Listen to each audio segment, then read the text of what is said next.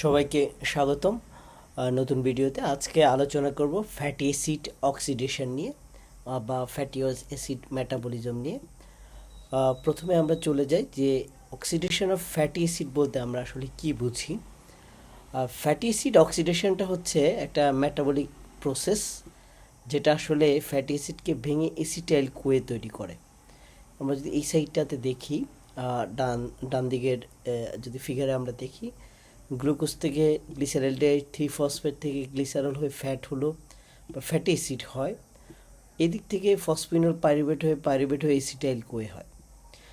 আবার সেই ফ্যাটি অ্যাসিডটা আমরা সিনথেসিসে দেখলাম যে কিভাবে এসিটাইল কোয়ে থেকে ফ্যাটি অ্যাসিডটা সিনথেসিস হয়। ঠিক ফ্যাটি অ্যাসিড ব্রেকডাউন হয়েও এসিটাইল কোয়ে হয়। কিন্তু মজার ব্যাপারটা হচ্ছে এই এসিটাইল কোয়ে থেকে ফ্যাটি অ্যাসিড বায়োসিনথেসিসের যে প্রসেসটা, মেকানিজমটা, সেটা ঠিক রিভার্স না। ভাঙাটা একটু ডিফারেন্ট, সেটা আজকে আমরা আলোচনা করব।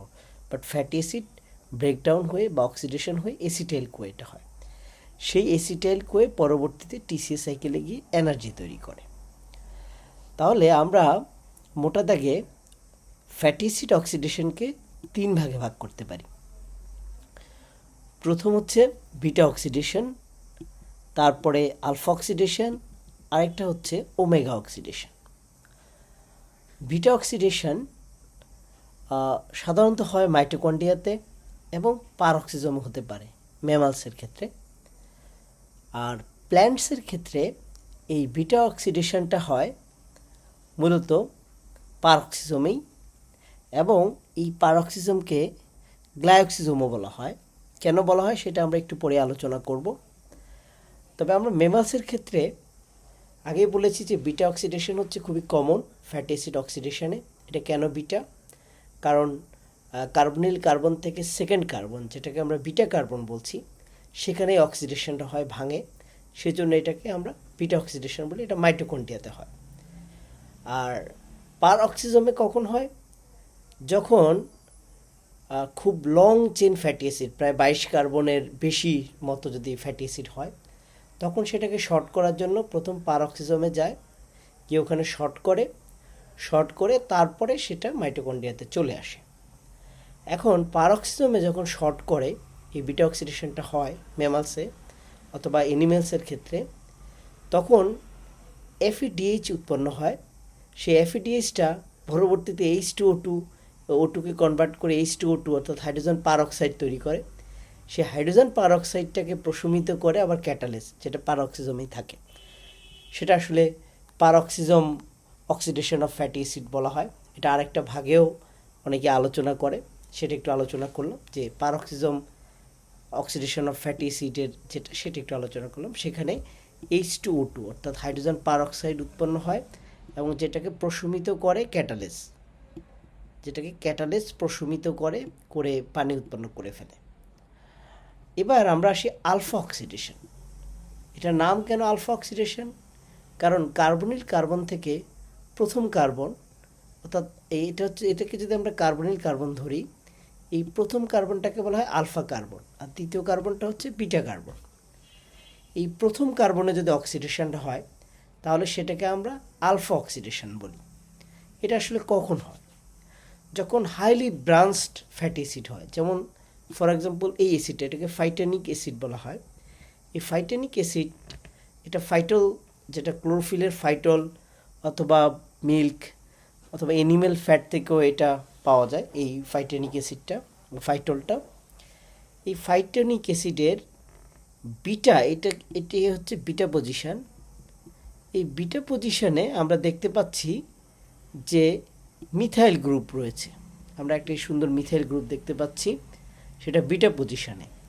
এই কারণে ফাইটানিক অ্যাসিডের বিটা অক্সিডেশনটা সম্ভব নয়। সেক্ষেত্রে কী হয়? সেক্ষেত্রে প্রথম কার্বন অর্থাৎ আলফা কার্বনে অ্যাটাক করে, আলফা কার্বনের অক্সিডেশন হয়, পরবর্তীতে সেটি বিটা অক্সিডেশনে চলে যায়। তখন বিটা কার্বনে আর মিথাইল গ্রুপ থাকে না, পরবর্তীতে নর্মালভাবেই বিটা অক্সিডেশনটা হয়। এটা হচ্ছে আলফা অক্সিডেশন, এবং এটা মূলত হয় পারঅক্সিজমেই হয়। এবার আসি আরেকটা অক্সিডেশন, যেটাকে আমরা বলছি ওমেগা অক্সিডেশন। ওমেগা অক্সিডেশনে কি হয়? ওমেগা অক্সিডেশনে মূলত সবচেয়ে পিছনের যেই মিথাইল গ্রুপটা, অর্থাৎ গ্রিক ওয়ার্ডের লাস্ট ওয়ার্ড হচ্ছে ওমেগা, সেই শেষের যেই কার্বন রয়েছে সেখানে যে অক্সিডেশনটা হয় সেটাকে ওমেগা অক্সিডেশন হয় বলে। ওমেগা অক্সিডেশন মূলত হয় এন্ডোপ্লাজমিক রেটিকুলামে। কখন হয়? যখন বিটা অক্সিডেশনে ডিফল্ট হয়। আবার আলফা অক্সিডেশন বিটা অক্সিডেশনে মূলত বিটা অক্সিডেশন যখন ডিফল্ট হয়, অর্থাৎ যখন কোনো বাধা থাকে, কোনোভাবে বিটা অক্সিডেশন করতে পারছে না বিভিন্ন ফিজিওপ্যাথোলজিক্যাল কন্ডিশনের কারণে, তখন ওমেগা অক্সিডেশনটা হয়। আমরা আজকে এখন আলোচনা করব গ্লাইঅক্সিজম নিয়ে। একটু আগেই বলেছি যে প্ল্যান্টসে স্পেশাল একটা পারক্সিজমকে স্পেশালি গ্লাইঅক্সিজম বলা হয়। কেন বলা হয়?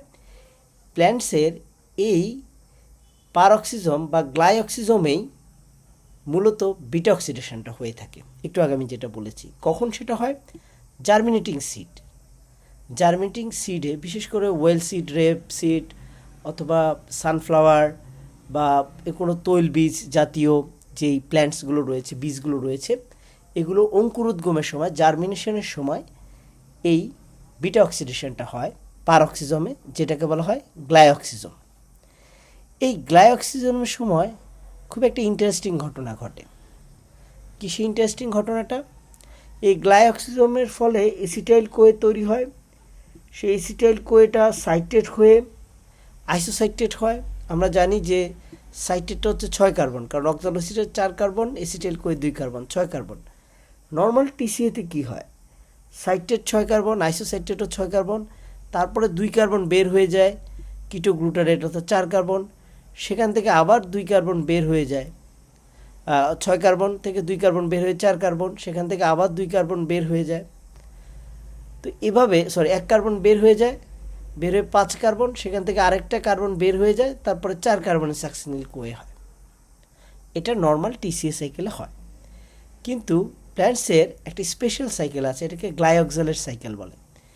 এই গ্লাইঅক্সালেট সাইকেলের সময় এই এসিটাইল কোয়েটা সাইট্রেট হয়ে আইসোসাইট্রেট হওয়ার পরে স্পেশাল 2টি এনজাইম থাকে, আইসোসাইট্রেট লায়েস এবং আরেকটা হচ্ছে ম্যালেট সিনথেস। এই দুইটাকে বাইপাস করে, অর্থাৎ আইসোসাইট্রেটটাকে কার্বন ডাইঅক্সাইড আর বের হতে দেয় না, একে বাইপাস করে এদিকে নিয়ে এসে গ্লাইঅক্সালেট তৈরি করে ফেলে আর এদিকে সাকসিনেট তৈরি করে ফেলে। তারা পরবর্তীতে ম্যালেট হয়ে তারপর অক্সালোএসিটেট হয়। তো 2টি স্পেশাল এনজাইম, আইসোসাইট্রেট লায়েস আর একটা হচ্ছে ম্যালেট সিনথেস। আইসোসাইট্রেট লায়েস এবং ম্যালেট সিনথেস, এই 2টি স্পেশাল এনজাইম। এটা প্ল্যান্টসে হয়, এনিমেলে হয় না। ফলে কি উৎপন্ন হলো? অক্সালোএসিটেট উৎপন্ন হলো। এই অক্সালোএসিটেট পরবর্তীতে গ্লুকোনিওজেনেসিস, অর্থাৎ এরা গ্লুকোজ তৈরি করতে পারে। তার মানে ফ্যাট থেকে গ্লুকোজ তৈরি করতে পারে প্ল্যান্টস, এবং সেটা বিটা অক্সিডেশনের মাধ্যমে এসিটাইল কোয়ে তৈরি করলো। সেই এসিটাইল কোয়েটা গ্লুকোজ হতে পারে, সাইট্রেট আইসোসাইট্রেট হয়ে গ্লাইঅক্সালেট ম্যালেট হয়ে অক্সালোএসিটেট তৈরি করলো। সেই অক্সালোএসিটেটটা গ্লুকোনিওজেনেসিসে গিয়ে গ্লুকোজ তৈরি করলো। অর্থাৎ ফ্যাট থেকে কার্বন ডাইঅক্সাইডের কনভার্সনটা প্ল্যান্টস পারে, কিন্তু এনিমেল পারে না, সাধারণত স্যাচুরেটেড বা আনস্যাচুরেটেড। তবে প্রোপিনয়েড যেটা বা প্রোপিনয়েড মেটাবলিজমে, আমরা সেটা দেখাবো একটু পরে, সেখানে আবার অ্যানিমেলসও পারে, আমরা সেটা দেখব। কিন্তু নর্মাল কন্ডিশনে প্ল্যান্টস ফ্যাট থেকে কার্বোহাইড্রেট তৈরি করতে পারে। এবার আমরা অক্সিডেশন অফ ফ্যাটি অ্যাসিড আবার চলে যাই। ফ্যাটি অ্যাসিড অক্সিডেশনের সময়, বিশেষ করে এটা ম্যামালসের ক্ষেত্রে, আমরা আগেই বলেছি ম্যামালসে বিটা অক্সিডেশন হয় বা অ্যানিমেলের বিটা অক্সিডেশন হয়, আর প্ল্যান্টসেরও বিটা অক্সিডেশন হয়, কিন্তু সেটা পারঅক্সিজমে, সেটারই এই স্পেশাল এই স্টেজটা প্রয়োজন হয় না। আমরা এখন আলোচনা করব অ্যানিমেলের যেই ফ্যাটি অ্যাসিডের অক্সিডেশনটা, সেটা নিয়ে। এখানে প্রথমেই একটি শাটল ইউজ করতে হয়, কার্নিটিন শাটল।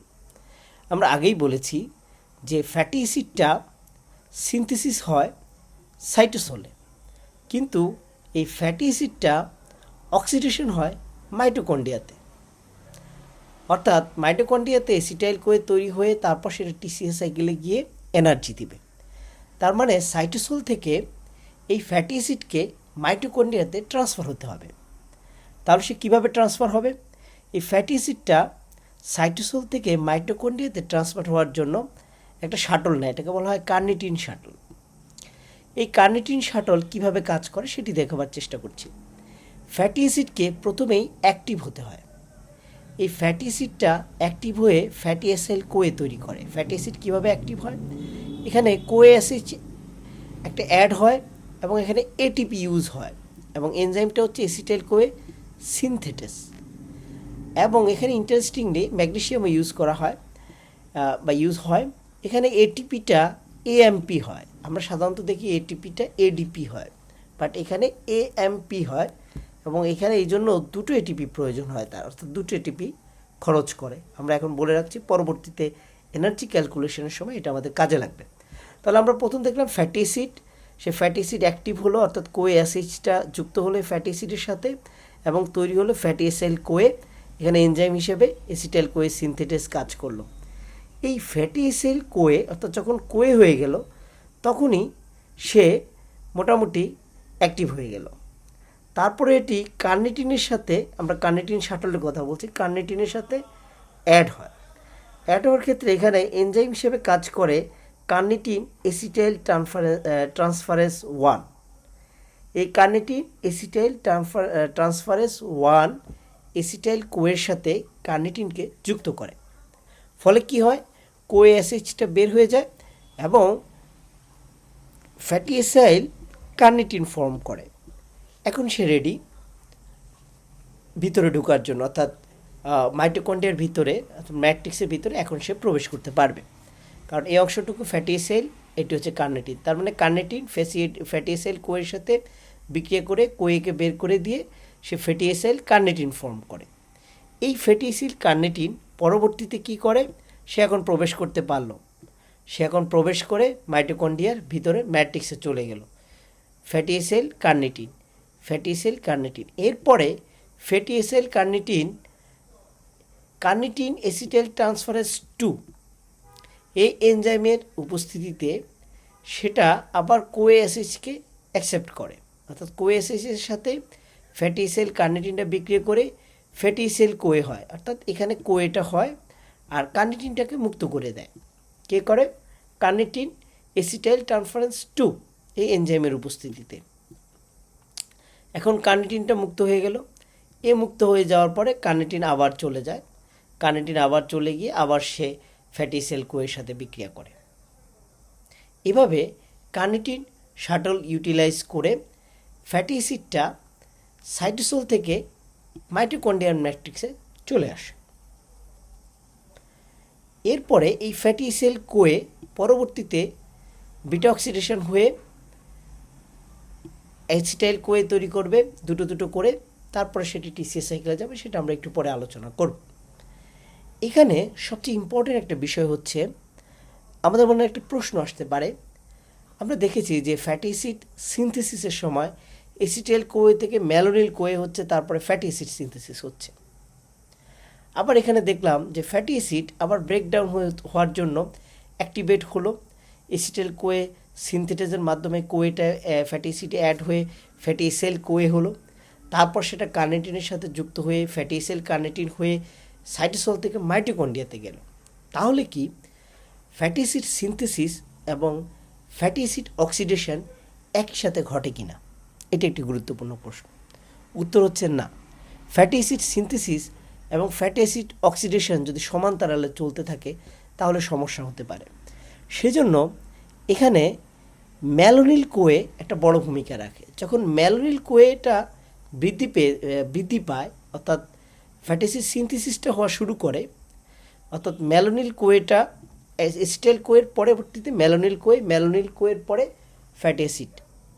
এখন এই ম্যালোনিল কোয়ে যখন বেড়ে যাবে তখন এই সাইকেলের সবচেয়ে গুরুত্বপূর্ণ রেট লিমিটিং যে এনজাইম সেটি হচ্ছে কার্নিটিন এসিটাইল ট্রান্সফারেস 1। এই কার্নিটিন এসিটাইল ট্রান্সফারেস 1টা ইনহিবিট হয়ে যায়, অর্থাৎ এটার কার্যক্রমটা বন্ধ হয়ে যায় যদি ম্যালোনিল কোয়েটা বেড়ে যায়। মানে ম্যালোনিল কোয়ে যদি বেড়ে যায় তাহলে কার্নিটিন এসিটাইল ট্রান্সফারেসের অ্যাক্টিভিটিটা কমে যাবে, ইনহিবিট হবে, ফলে এটি ব্লক হবে। তাই ফ্যাটি অ্যাসিড সিনথেসিস তখন বেড়ে যাবে। আবার যখন ফ্যাটি অ্যাসিড সিনথেসিস কমে যায়, অর্থাৎ ম্যালোনিল কোয়েটা কমে যায়, তখন কার্নিটিন অ্যাসিটাইল ট্রান্সফারেজটা অ্যাক্টিভ হয়ে যায়। যখন কার্নিটিন অ্যাসিটাইল ট্রান্সফারেজ অ্যাক্টিভ হয়ে যায় তখন এটি ফ্যাটি অ্যাসিড কোয়ের সাথে কার্নিটিনকে যুক্ত করে ফ্যাটি অ্যাসিড কোয়ের সাথে কার্নিটিনকে যুক্ত করে ফ্যাটি অ্যাসিড কার্নিটিন তৈরি করতে পারে এবং তখনই ফ্যাটি অ্যাসিড কার্নিটিনটা ভিতরে প্রবেশ করতে পারে। তার মানে এখানে ম্যালোনিল কোয়েটা বেশি হয়ে গেলে ইনহিবিট হয়ে যাবে, ম্যালোনিল কোয়েটা কমে গেলে এই অ্যাসিটাইল কার্নিটিন অ্যাসিটাইল ট্রান্সফারেজ 1টা অ্যাক্টিভ হয়ে যাবে যদি ম্যালোনিলটা কমে যায়। এভাবেই এটি কাজ করে। আমরা যদি ওভারঅল আরেকবার একটু আলোচনা করি, আমরা দেখব যে কার্নিটিন শাটলটা আসলে কি। প্রথমে ফ্যাটি অ্যাসিড অ্যাক্টিভেট হয়। কিভাবে অ্যাক্টিভেট হয়? কোএসএইচ অ্যাড হয়। এনজাইম কি? এসিটাইল কোয়ে সিনথেটেস, এবং সেখানে এটিপি ইউজ হয়। হ্যাঁ, এটিপি ইউজ হয় এবং দুটো এটিপি ইউজ হয়। এটিপি থেকে এএমপি হয়, অর্থাৎ প্রথমে এটিপি তারপরে এএমপি, এবং ম্যাগনেসিয়াম আয়নের উপস্থিতিতে। এবং তারপরে ফ্যাটি অ্যাসিড কোয়ে, যেটা হচ্ছে অ্যাক্টিভ ফর্ম, এই ফ্যাটি অ্যাসিড কোয়েকে প্রবেশ করতে হলে কার্নিটিনের সহায়তা লাগে। তারপর সেটা কার্নিটিনের সাথে বিক্রিয়া করে ফ্যাটি অ্যাসিড কার্নিটিন তৈরি করলো। এখন এই ফ্যাটি অ্যাসিড কার্নিটিনটা প্রবেশ করতে পারে। ফ্যাটি অ্যাসিড কার্নিটিন প্রবেশ করার পরে সেটি আবার কোএসএইচের সাথে বিক্রিয়া করে এবং এখানেও কার্নিটিন অ্যাসিটাইল ট্রান্সফারেজ 2 কাজ করে এবং সেটা পরবর্তীতে অ্যাসিটাইল ফ্যাটি অ্যাসিড কোয়ে হয় এবং কার্নিটিনকে রিলিজ করে। সে কার্নিটিন পরবর্তীতে আবার ব্যাক করে চলে আসে। এটা হচ্ছে কার্নিটিন শাটল। পরবর্তীতে আমরা দেখব বিটা অক্সিডেশন।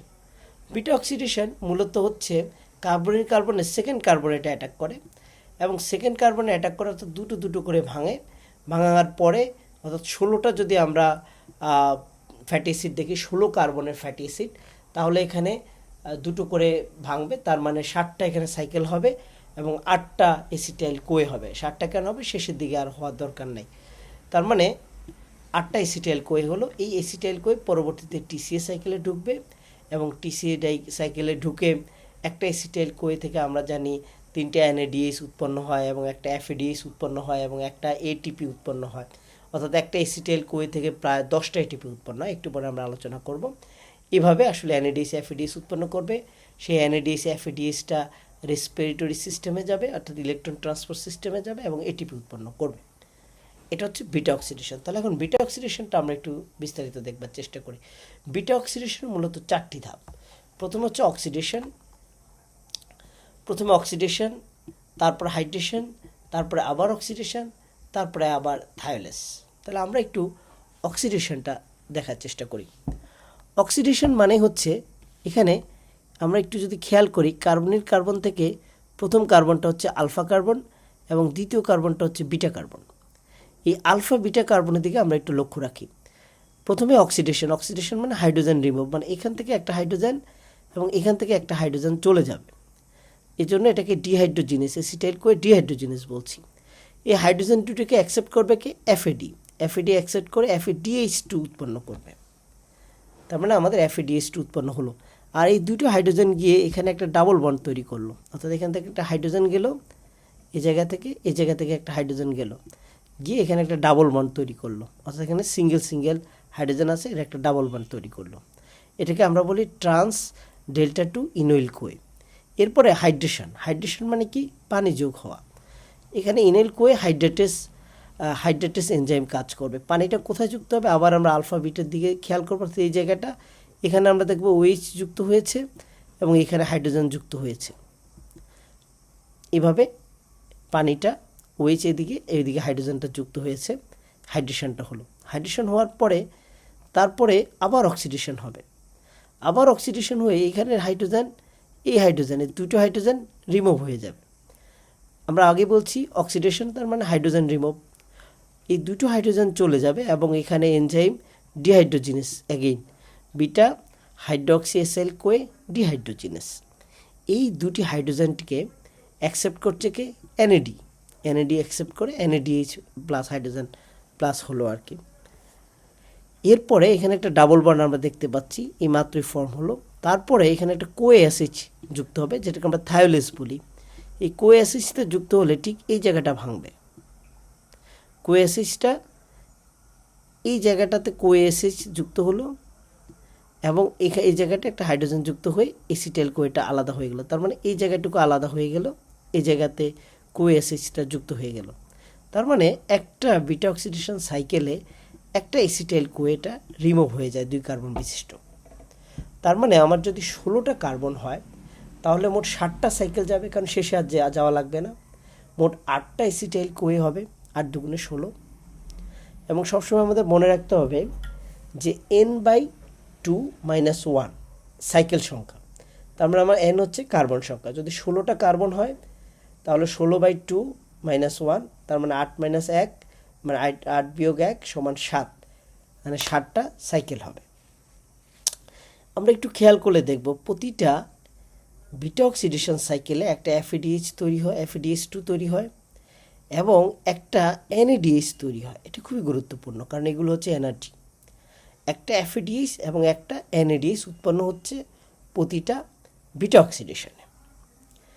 এবার আমরা যদি একটু খেয়াল করি যে beta oxidation of fatty acid আসলে এনার্জি ইল্ডটা কেমন হয়, কি পরিমাণ এটিপি উৎপন্ন হয়। লেটস সে 16 কার্বনের একটা ফ্যাটি অ্যাসিড নিয়ে আমরা আলোচনা করব আজকে। আমরা আগেই বলছি 16 কার্বন হলে এসিটাইল কোয়ে কয়টা উৎপন্ন হবে? 8টা, 8 দুগুণে 16টা। এখন একটা এসিটাইল কোয়ে তৈরি হতে হলে আমরা জানি যে একটা এসিটাইল কোয়ে টিসিএ সাইকেলে যখন প্রবেশ করে তখন 3টা NADH উৎপন্ন করে এবং একটা FADH2 উৎপন্ন করে। এই একটা NADH 2.5 ATP উৎপন্ন করে। অনেক বইতে অবশ্য 3 ATP আছে, কিন্তু রিসেন্টলি এটা প্রুভ যে একটা NADH 2.5 অর্থাৎ 2.5টা ATP উৎপন্ন করে। সেটা কিভাবে করে? আমরা জানি যে 10টা মানে একটা NADH 10টা প্রোটনকে পাম্প করে, 10টা প্রোটনকে পাম্প করে, 10টা প্রোটনকে পাম্প করে ইলেকট্রন ইটিএসে। এই 10টা প্রোটনকে যখন পাম্প করে তখন 4টা প্রোটন পাম্পের জন্য একটা করে এটিপি উৎপন্ন হয়, ধরা হয় আর কি। 4টা প্রোটন পাম্প একটা এটিপি উৎপন্ন করতে হলে 4টা প্রোটন পাম্প লাগে। এই 4টা প্রোটন পাম্পে অর্থাৎ 3টা লাগে আর একটা 4টা প্রোটন পাম্প হতে হয়। তার মানে 10টা যদি প্রোটন পাম্প হয়, 4টার জন্য একটা এটিপি যদি উৎপন্ন হয়, তাহলে 10টা প্রোটনের জন্য এটিপি উৎপন্ন হবে 2.5টা। মোটামুটি আমার 2.5টা এটিপি উৎপন্ন হলে 10টা প্রোটন পাম্প দিতে হয়। এই 10টা প্রোটন পাম্প দেয় NADH। এই জন্য একটা NADH থেকে 2.5 এটিপি উৎপন্ন হয় আর একটা FADH থেকে 1.5 এটিপি উৎপন্ন হয়। তো আমরা যদি টিসিএ সাইকেল দেখি আবার আমরা দেখব যে একটা টিসিএ সাইকেলে 3টা NADH, একটা FADH2 এবং একটা জিটিপি, যেটাকে আমরা এটিপি বলি। তার মানে টোটাল 10টা। এখানে 7টা, এখানে 7.5টা, এখানে 1.5টা, 7.5টা 1.5, 8 9 আর এখানে 10। টোটাল একটা এসিটাইল কোয়ে টিসিএ সাইকেলে গেলে 10টা হয়। তার মানে 8টা এসিটাইল কোয়ে গেলে 80টা এটিপি উৎপন্ন হবে। এরপরে আমরা দেখতে পেলাম যে বিটা অক্সিডেশন রাউন্ড হচ্ছে 7টা। আমি আগেই বলেছি n/2 - 1, n হচ্ছে 16/2, 8 - 1 7, মানে 7 রাউন্ড বিটা অক্সিডেশন হয়েছে। প্রতি রাউন্ড বিটা অক্সিডেশনের জন্য একটা NADH উৎপন্ন হয় এবং একটা FADH2 উৎপন্ন হয়, একটু আগে আমি বলেছি। তার মানে যদি 7 রাউন্ড হয় তাহলে 7 × 2.5, আগেই বলেছি একটা NADH মানে 2.5 ATP। 7টা হচ্ছে 17.5টা ATP এবং FADH একটা হচ্ছে 1.5। তার মানে 7টা FADH2 হচ্ছে 7 × 1.5, তার মানে 10.5 ATP। এই হচ্ছে টোটাল 16 কার্বন বিশিষ্ট ফ্যাটি অ্যাসিড। আমরা যদি অক্সিডেশন করি তাহলে আমরা দেখব টোটাল 108 এটিপি উৎপন্ন হচ্ছে সবগুলো মিলে। 8টা এসিটাইল কোয়ে একটা 10 করে 80, 7 রাউন্ড যেহেতু বিটা অক্সিডেশন হয়েছে, 7টা NADH, 7টা FADH2, সেগুলোকে 2.5 এবং 1.5 দিয়ে গুণ করলাম, তাহলে 108 আসলো। তাহলে নেট কত? আমরা প্রথমেই বলেছিলাম যে ফ্যাটি অ্যাসিডকে অ্যাক্টিভেট করার জন্য অর্থাৎ কার্নেটিন শাটল দিয়ে আনার আগে তাকে অ্যাক্টিভেট করতে হবে ফ্যাটি অ্যাসিডকে। সে অ্যাক্টিভেটটা কে করে? কোয়ে অ্যাসিডটা অ্যাক্টিভেট করে। অর্থাৎ কোয়ে অ্যাসিডটা ফ্যাটি অ্যাসিডের সাথে যুক্ত হয়ে ফ্যাটি অ্যাসিড কোয়ে তৈরি করে। এই তৈরি করার সময় এটিপি থেকে AMP হয়। আগেই বলেছি এটিপি থেকে AMP মানে 2টা এটিপি খেয়ে ফেললো। তার মানে এটা অ্যাক্টিভেশনের জন্য আমাকে দুটো এটিপি খরচ করতে হয়। তার মানে নিট এটিপি থাকে 106টি। তাহলে আমরা দেখলাম যে টিসিএ সাইকেলে একটা এসিটাইল কোয়ে যখন প্রবেশ করে, একটু আগে যেটা আলোচনা করেছিলাম, টিসিএ সাইকেলে যদি প্রবেশ করে তাহলে আমরা দেখব যে একটা, দুইটা, তিনটা এনএডিএইচ উৎপন্ন করলো এবং একটা এফইডিএইচ2 উৎপন্ন করলো এবং একটা জিটিপি যেটা এটিপি হয় সরাসরি। তার মানে তিনটা এনএডিএইচ এবং একটা এফইডিএইচ2 উৎপন্ন করলো। তিনটা এনএডিএইচ যেটা আড়াই করে এক একটা এনএডিএইচ এবং একটা এফইডিএইচ2 যেটা 1.5 এবং একটা জিটিপি যেটা একটা এটিপি, সর্বমোট 10টা এটিপি উৎপন্ন করে একটা এসিটাইল কোয়ে টিসিএতে ঘুরলে। এবার যদি আমরা যাই যে oxidation of unsaturated fatty acid, আমরা এতক্ষণ যে বিষয়টি নিয়ে কথা বললাম সেটা হচ্ছে স্যাচুরেটেড ফ্যাটি অ্যাসিডের বিটা অক্সিডেশন নিয়ে। এখন কথা বলবো আনস্যাচুরেটেড ফ্যাটি অ্যাসিডের কীভাবে বিটা অক্সিডেশন হয়। এক্ষেত্রে দুটো এডিশনাল রিয়াকশন প্রয়োজন হয়, আইসোমারেজ এবং রিডাকটেজ। এক্ষেত্রে আবার আমরা জানি দুই ধরনের আনস্যাচুরেটেড ফ্যাটি অ্যাসিড আছে, একটা হচ্ছে মনো আনস্যাচুরেটেড ফ্যাটি অ্যাসিড আর একটা হচ্ছে poly unsaturated fatty acid. Mono unsaturated fatty অ্যাসিডের ক্ষেত্রে আইসোমারেজটা ইউজ হয়, আর পলি আনস্যাচুরেটেড ফ্যাটি অ্যাসিডের ক্ষেত্রে আইসোমারেজ এবং রিডাকটেজ দুটোই ব্যবহৃত হয়, অর্থাৎ দুটোই ইউটিলাইজ হয়।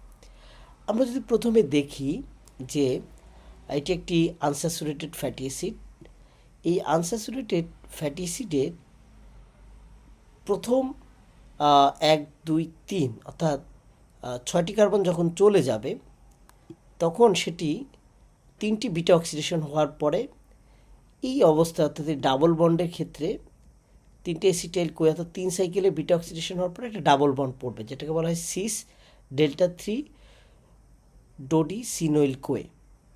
এই ডেল্টা 3 সিস ডেল্টা 3 এটা হচ্ছে ডেল্টা 3 1, 2, 3 নাম্বার কার্বনে এটা সিস রয়েছে।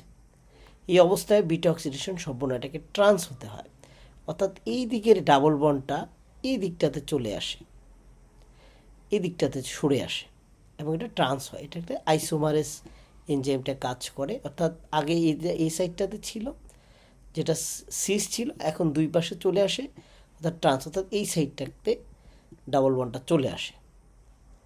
তার মানে এখন ট্রান্স হলো, অর্থাৎ সিসটা ট্রান্স হয়ে যায়, এখন ট্রান্স 2, আগে ছিল সিস 3 এখন ট্রান্স 2 হয়েছে। আগে বলছি এক সাইডে এদিকে সরে গেছে ডাবল বন্ড, ডোডিসিনোইল কোয়ে হয়েছে। তারপরে আবার বিটা অক্সিডেশন হবে, বিটা অক্সিডেশন হয়ে এসিটাইল কোয়ে তৈরি করলো। তার মানে আগে 3টা পরে 6টা। এটা হচ্ছে মনো আনস্যাচুরেটেড ফ্যাটি অ্যাসিড ক্ষেত্রে শুধুমাত্র আইসোমারেজ ইউজ হলো, সিসটা ট্রান্স হয়ে গেছে। ঠিক একইভাবে পলি আনস্যাচুরেটেড ফ্যাটি অ্যাসিডের ক্ষেত্রে আমরা যদি লিনোলেনিক অ্যাসিড দেখি, এটা পলি আনস্যাচুরেটেড ফ্যাটি অ্যাসিড। সেখানে প্রথমে যেটা বলেছি ডাবল বন্ডটা একটু সরে যাবে এইদিকে, অর্থাৎ এখানে আইসোমারেজ ইউজ হলো, সিসটা ট্রান্স হয়ে গেল, সিস ছিল ট্রান্স হয়ে গেল ট্রান্স 2, সিস 3 ছিল অর্থাৎ এই কার্বন 3 ট্রান্স 2 হয়ে গেল, এদিকটাতে ডাবল বন্ড চলে আসছে। পরবর্তীতে আবার আমরা দেখব যখন এরপরে অক্সিডেশন হলো, বিটা অক্সিডেশন হওয়ার পরে আবার যখন এখানে আসে তখন আবার রিডাকটেস এনজাইম কাজ করে এবং একটা NADPH ইউটিলাইজ হয় এখানে। এই জন্য এটিপি কিছুটা কম উৎপন্ন হয় পলি আনস্যাচুরেটেড ফ্যাটি অ্যাসিডের ক্ষেত্রে, কারণ এখানে একটা NADPH ইউজ হয়ে যাচ্ছে। আমরা দেখতে পাচ্ছি এখানে আবার রিডাকটেস হয়ে, অর্থাৎ 5 এবং 4 নম্বরের মধ্যে ডাবল বন্ড ছিল, আমরা এখন 4 এবং 3-এ দেখতে পাচ্ছি, অর্থাৎ cis 4 cis delta 4 trans delta 3 হয়ে গেল, সিসটা আবার ট্রান্স হয়ে গেল, রিডাকটেস ইউটিলাইজ হয়েছে এবং রিডাকটেসের পরে আবার আইসোমারেজ ইউজ হয়ে পরবর্তীতে ট্রান্স 3 থেকে ট্রান্স 2 হয়ে যাওয়ার পরে সেটা বিটা অক্সিডেশন হয়। এটা হচ্ছে পলি আনস্যাচুরেটেড ফ্যাটি অ্যাসিড অক্সিডেশনের ক্ষেত্রে আমরা যেটা বললাম যে আইসোমারেজ এবং রিডাকটেস দুটোই ইউটিলাইজ হয়, কিন্তু মনো আনস্যাচুরেটেড ফ্যাটি অ্যাসিড যখন অক্সিডেশন হবে, তখন শুধুমাত্র আইসোমারেজটা ইউটিলাইজ অর্থাৎ সিস থেকে ট্রান্স হয়ে যায়। এবার আমরা কথা বলবো যে অড নাম্বার ফ্যাটি অ্যাসিডের জন্য। অড নাম্বার ফ্যাটি অ্যাসিডের ক্ষেত্রে 3টা এক্সট্রা রিয়াকশান প্রয়োজন হয়। আমরা এটা নিয়ে একটু কথা বলবো। আমরা একটু দেখব যে আগে এই সাইডে আমরা একটু দেখার চেষ্টা করি, ডান সাইডে, তারপর আমরা বাম সাইডে দেখার চেষ্টা করব। প্রোপিনিল কোয়ে। প্রোপিনিল কোয়েটা হচ্ছে অর্থাৎ শেষের 3টা অড নাম্বার ফ্যাটি অ্যাসিডে বিটা অক্সিডেশন হওয়ার পর দুটো যাওয়ার পরে শেষের 3টা পড়ে যায়। এই 3টা আর এসিটাইল কোয়ে ফর্ম করে, অর্থাৎ 2টা ভাঙতে পারে না, একটা লোন হয়ে যায়। এই জন্য এই 3টাকে একসাথে বলা হয় প্রোপিনিল কোয়ে। এই প্রোপিনিল কোয়ে এই 3টা পরবর্তীতে বাইকার্বনেট হিসেবে একটা কার্বন ডাইঅক্সাইড অর্থাৎ একটা কার্বন অ্যাড হয় এবং সেখানে এটিপি ইউজ হয় এবং বায়োটিনের উপস্থিতিতে, যেটা হলো প্রোপিনিল কোয়ে কার্বক্সিলেসের উপস্থিতিতে এই ঘটনা ঘটে এবং সেখানে ডিমিথাইল ম্যালোনিল কোয়ে হয়। পরবর্তীতে এপিমারেজের উপস্থিতিতে এই ডিমিথাইল ম্যালোনিলটা অ্যাল মিথাইল ম্যালোনিল হয়, কারণ ডিমিথাইল ম্যালোনিলটা প্রবেশ করতে পারে না মেশিনারিজের মধ্যে, এটাকে অ্যাল মিথাইল ম্যালোনিল কোয়ে হতে হয়। এবং পরবর্তীতে এই অ্যাল মিথাইল কোয়েটাকে রেসিমেসের মাধ্যমে, মিথাইল ম্যালোনিল কোয়ে রেসিমেসের মাধ্যমে মিথাইল ম্যালোনিল কোয়ে মিউটেজের মাধ্যমে সেটি আসলে পরবর্তীতে সাকসিনিল কোয়ে হয় এবং এখানে ভিটামিন B12 কোএনজাইম হিসেবে কাজ করে, যেটা অ্যাডিনোসাইল কোবালামিন ভিটামিন B12, এটা আসলে এখানে কাজ করে অ্যাল মিথাইল কোয়েটাকে রিঅ্যারেঞ্জ করে সাকসিনিল কোয়ে তৈরি করে। কেন সাকসিনিল কোয়ে তৈরি করতে হয়? কারণ এই সাকসিনিল কোয়েটাই তখন টিসিএস সাইকেলের সে সাকসিনিল কোয়ের ওই দিক দিয়ে ঢুকে তখন সেটা এনার্জি প্রডিউস করে, সেটা আমরা একটু পরেই আলোচনা করব। এবার যদি বাম সাইডে দেখি আর একটু সহজ করে, 3 কার্বন বিশিষ্ট প্রোপিনিল কোয়ে, যেটা হচ্ছে শেষ 3টা অড নাম্বার ফ্যাটি অ্যাসিডের যে দুটো করে এসিটাইল কোয়ে ভাঙলো, শেষের 3টা রয়ে গেল, এই শেষের 3টাকে আমরা বলছি প্রোপিনিল কোয়ে। সেখানে একটা কার্বন ডাইঅক্সাইড বাইকার্বন হিসেবে প্রবেশ করলো এবং একটা এটিপি ইউজ হলো বায়োটিনের কোএনজাইমের উপস্থিতিতে, এবং এনজাইমটা হচ্ছে প্রোপিনিল কোয়ে কার্বক্সিলেস। ফলে কি হলো, একটা কার্বন অ্যাড হয়ে যাওয়ার পরে এটা ডান দিকে হয়েছে, এটা ডিমিথাইল ম্যালোনিল কোয়ে, তারপর এটাকে বাম দিকে ট্রান্সফার করার জন্য মিথাইল ম্যালোনিল কোয়ে এপিমারেজ অথবা রেসিমেস যেটাই বলা হোক সেম, এই এপিমারেজ ডিটাকে এল করে ফেললো, এল মিথাইল ম্যালোনিল কোয়ে, অর্থাৎ এই পাশ থেকে এই পাশে নিয়ে আসলো। এরপরে মিথাইল ম্যালোনিল কোয়ে মিউটেস এর মাধ্যমে এটা একটা রিঅ্যারেঞ্জ করে সাকসিনিল কোয়ে তৈরি করলো, এটা একটা সাকসিনিল কোয়ে তৈরি করলো এবং ভিটামিন B12 এখানে ইউটিলাইজ হয়েছে। প্রথমে বায়োটিন এবং পরবর্তী ভিটামিন B12 ইউটিলাইজ হয়ে সাকসিনিল কোয়ে তৈরি করলো। এই সাকসিনিল কোয়েটা টিসিএস সাইকেলে গিয়ে এনার্জি তৈরি করলো। কীভাবে সেটা করে আমরা এখন আমরা দেখব আরেকবার একটু যদি আমরা আলোচনা করি প্রোপিনেট মেটাবলিজম, যেটা হচ্ছে complete oxidation of odd number fatty acid, অর্থাৎ অড নাম্বার ফ্যাটি অ্যাসিড বিজোড় সংখ্যার ফ্যাটি অ্যাসিডগুলো অক্সিডেশনের ক্ষেত্রে, ইভেন নাম্বারের ক্ষেত্রে সমস্যাটা হয় না, কারণ শেষের দিকে দুটোই থাকে, কিন্তু অড নাম্বারে শেষের দিকে 3টা চলে আসে ফ্যাটি অ্যাসিড। এই 3টার জন্য তাকে 3টা এক্সট্রা রিয়াকশানে যেতে হয়, সেটা অরচেন ফ্যাটি অ্যাসিড এবং সেই সাথে কিছু অ্যামাইনো অ্যাসিড যেমন আইসোলিউসিন, ভ্যালিন, মিথিওনিন, এরকম কিছু অ্যামাইনো অ্যাসিড আছে। এরাও মেটাবলিজমের মাধ্যমে প্রোপিওনিল কোয়ে তৈরি করে, অর্থাৎ 3 কার্বন বিশিষ্ট। তারপরে সেখানে একটা কার্বন ডাইঅক্সাইড অ্যাড হয় বাইকার্বনেট হিসাবে বায়োটিন উপস্থিতিতে, ডিমিথাইল ম্যালোনিল, তারপর একটা এপিমারেজ এনজাইমের উপস্থিতিতে অ্যাল মিথাইল ম্যালোনিল কোয়ে, তারপরে একটা মিউটেজের উপস্থিতিতে সাকসিনিল কোয়ে, এরপরে এই সাকসিনিল কোয়েটা টিসিএতে যায়। এবার যদি আমরা ডান দিকের ফিগারটাতে একটু খেয়াল করি, আমি অনেকগুলো ফিগার নিয়ে এসেছি বোঝানোর জন্য সহজেই। আমরা যদি অরচিন ফ্যাটি অ্যাসিডের দিকে অরচিন ফ্যাটি অ্যাসিডের শেষের যে 3টা অর্থাৎ প্রোপিনিল কোয়ে অথবা মিথিওনিন, আইসোলিউসিন, ভ্যালিন, এগুলোর মেটাবলিজমের মাধ্যমে প্রোপিওনিল কোয়ে অর্থাৎ 3 কার্বন বিশিষ্ট প্রোপিওনিল কোয়ে হয় এবং সেই প্রোপিওনিল কোয়ে পরবর্তীতে আমরা দেখলাম যে প্রোপিনয়েড মেটাবলিজমের মাধ্যমে প্রোপিনিল কোয়ে থেকে ডিমিথাইল ম্যালোনিল কোয়ের পরে এল মিথাইল ম্যালোনিল কোয়ে, তারপরে সাকসিনিল কোয়ে হয়। এই সাকসিনিল কোয়ে পরবর্তীতে সরাসরি প্রবেশ করে টিসিএস সাইকেলের সাকসিনিল কোয়েতে, অর্থাৎ টিসিএ সাইকেলে সাকসিনিল কোয়েতে প্রবেশ করার পরে সেটা ম্যালেট হয়ে অক্সালোএসিডেট হয়, এবং অক্সালোএসিডেট হয়ে সেটা তখন গ্লুকোনিওজেনেসিস অর্থাৎ সেটা গ্লুকোজ তৈরি করতে পারে।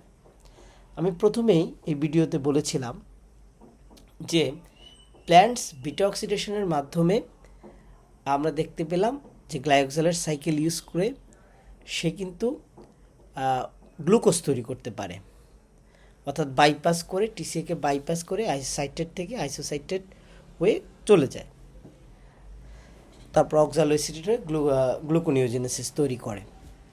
কিন্তু এনিমেল এটা পারে না। তবে এনিমেলের যে প্রোপিওনিল কোয়ে বা প্রোপিনেট মেটাবলিজমের মাধ্যমে অরচেন ফ্যাটি অ্যাসিডের যে শেষের তিনটা, এটার মাধ্যমেও এনিমেলও গ্লুকোনিওজেনেসিস বা গ্লুকোজ তৈরি করতে পারে। কিভাবে? প্রোপিনিল কোয়েটা সাকসিনিল কোয়ে হয়। আমরা একটু যদি খেয়াল করি, এসিটাইল কোয়ে থেকে আসলে কার্বন ডাইঅক্সাইডটা রিলিজ হয়ে যায়, এই জন্য আসলে সেটা গ্লুকোজ তৈরি করতে পারে না। কিন্তু যখন সাকসিনিল কোয়ে হয়ে প্রবেশ করে তখন সেটা আর কার্বন ডাইঅক্সাইড সেটা মিস হয় না, অর্থাৎ একটা কার্বন লস হয় না, তখন সরাসরি সে তখন 4 কার্বনের সাকসিনিল কোয়ে, তারপরে ম্যালেট কোয়ে, অক্সালোএসিডেট হয়ে পরবর্তীতে গ্লুকোনিওজেনেসিস তৈরি করতে পারে, যেটা এসিটাইল কোয়ে পারে না। এই জন্যই সাকসিনিল কোয়ে অর্থাৎ যেই প্রোপিনোইল কোয়ে বা অরচেন ফ্যাটি অ্যাসিড থেকে এনিমেলও গ্লুকোজ তৈরি করতে পারে। শুধু তাই না, রুমিনেন্ট যে প্রাণীগুলো আছে, বিশেষ করে রুমেন্ট ফার্মেন্টেশনের মাধ্যমে প্রোপিনেটটা তৈরি হয় 3 কার্বনের, সেগুলো এইভাবে সাকসিনিল কোয়ে হয়ে টিসিএর মাধ্যমে অক্সালোএসিডেট হয়ে গ্লুকোনিওজেনেসিস অর্থাৎ গ্লুকোজ তৈরি করতে পারে, এবং এটা একটা বড় সোর্স কার্বোহাইড্রেটের ফ্যাট থেকে। এবার আমরা আসি কিটোজেনেসিস। কিটোজেনেসিস কি? কিটোন বডি তৈরি হওয়ার যে প্রক্রিয়া, সেটাকে কিটোজেনেসিস বলে। যখন পর্যাপ্ত পরিমাণে এসিটাইল কোয়ে হয়ে যায় তখন আসলে সেটা টিসিএ সাইকেলে না গিয়ে তখন অনেকগুলো এসিটাইল কোয়ে মিলে কিটোন বডিজ তৈরি করে। সেটা কিভাবে করে আমরা দেখানোর চেষ্টা করি। এই এসিটাইল কোয়ে কিভাবে আসে? ফ্যাট ভেঙে এসিটাইল কোয়ে হয়, আমরা আগেই জানি, অথবা গ্লুকোজ থেকেও এসিটাইল কোয়ে হতে পারে। এই এসিটাইল কোয়ে পরবর্তীতে থায়োলেস এনজাইমের উপস্থিত অর্থাৎ কোয়ে এসএইচটা চলে যায় একটা, তারপরে দুটো মার্চ করে যেটাকে এসি টু এসিটাইল কোয়ে বলে। তারপরে এইচএমজি কোয়ে সিনথেসের মাধ্যমে এই এসিটাইল কোয়ে থেকে কোয়ে এসএইচটা বের হয়ে যায়, অর্থাৎ এসিটাইলটা ঢুকে যায় ভিতরে, এবং এটাকে বলা হয় beta hydroxy beta methyl গ্লুটারিল Koi. আমরা একটু যদি কার্বন হচ্ছে প্রথম কার্বন, তারপর আলফা, এই হচ্ছে বিটা কার্বন যদি আমরা দেখবো এক পাশে OH, তার মানে বিটা হাইড্রক্সি, আর এক পাশে CH3, তার মানে বিটা মিথাইল, তারপর পরবর্তীতে সবগুলো মিলে গ্লুটারাইল কোয়ে, অথবা অনেক সময় এটাকে 3ও বলা হয়, 3 হাইড্রক্সি 3 মিথাইল গ্লুটারাইল কোয়ে, বা সংক্ষেপে HMG কোয়ে বলা হয়। HMG কোয়ের পরে লাইস অর্থাৎ এসিটাইল কোয়েটা বের হয়ে যায় HMG কোয়ে লাইসে। এই এসিটাইল কোয়ে যখন বের হয়ে যায় তখন এটি এই অবস্থায় থাকে, এটাকে বলা হয় এসিটো এসিটেট হচ্ছে প্রাইমারি কিটোন বডিজ, এবং পরবর্তী এই এসিটো এসিটেট থেকেই এসিটোন এবং বিটা হাইড্রক্সি বিউটারেট তৈরি হয়, এই 3টি কিটোন বডিজ। তাহলে যদি পরীক্ষায় কিটোন বডিজ আসে তাহলে আমরা লিখতে পারবো এসিটো এসিটেট, এসিটোন এবং বিটা হাইড্রক্সি বিউটারেট। তবে এর মধ্যে এসিটোন এবং বিটা হাইড্রক্সি বিউটারেট হচ্ছে সেকেন্ডারি কিটোন বডিজ। আর এসিটোন এটা হচ্ছে ভোলাটাইল, অর্থাৎ এটা উদ্দায়ী, এটা উড়ে যায়। আর এসিটো এসিটেট এবং বিটা হাইড্রক্সি বিউটারেট পরবর্তীতে এরা কিভাবে আসলে এনার্জি প্রডিউস করে কিটোজেনেসিসের, সেটা নিয়ে আরেকটা ভিডিও আমি পরবর্তীতে দেওয়ার চেষ্টা করব। এখন সংক্ষেপে একটু আলোচনা করি। আমরা একটু দেখলাম যে ফ্যাটি অ্যাসিড অক্সিডেশনের মাধ্যমে, বিটা অক্সিডেশনের মাধ্যমে এসিটাইল কোয়ে হলো, যখন পর্যাপ্ত এসিটাইল কোয়ে হয় তখন তারা এসিটো এসিটাইল কোয়ে তৈরি করে এবং HMG কোয়ে হয়। তার পরবর্তীতে আমরা এসিটো এসিটেট হলো, যেটা প্রাইমারি কিটোন বডিজ আমরা বলছি। এর পরবর্তীতে এসিটোন, যেটা উদ্দায়ী। তারপরে আমরা বলছি হাইড্রক্সি বিউটারেট পরবর্তীতে এসিটো এসিটেট হয়, এবং এসিটো এসিটেট থেকেও পরবর্তীতে এই সাকসিনিল কোয়েটাকে ইউটিলাইজ করে সাকসিনেট হয়, এখানে একটা ATP ইউজ হয়, সাকসিনেট হয়, এবং পরবর্তীতে একটি এসিটাইল কোয়ে তৈরি হয়। এসিটাইল কোয়ে টিসিএ সাইকেলে গিয়ে এনার্জি তৈরি করে, এটিপি তৈরি করে, এবং এসিটোএসিটেট এবং 3 হাইড্রোক্সি বিউটারেট থেকে প্রচুর পরিমাণে এটিপি তৈরি হয়। সেগুলো আসলে আরেকটা ভিডিওতে আমি দেখানোর চেষ্টা করব। ধন্যবাদ সবাইকে।